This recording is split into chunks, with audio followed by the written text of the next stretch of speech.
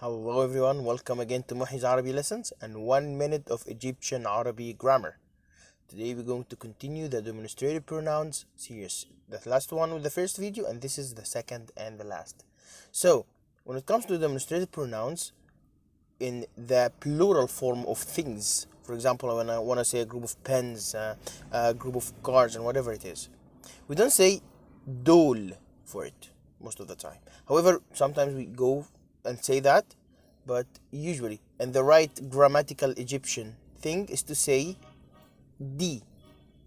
So if I want to say those or these are pens, I would say D a'lam, not Dool a'lam.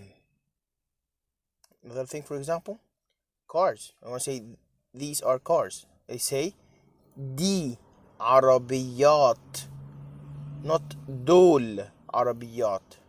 However, I can say that this is a shadow area, especially in the dialects. You can use this and that, but the right grammatical Egyptian Arabic is to say D for plural of things. This is it. Hope to see you next time. مع السلامة.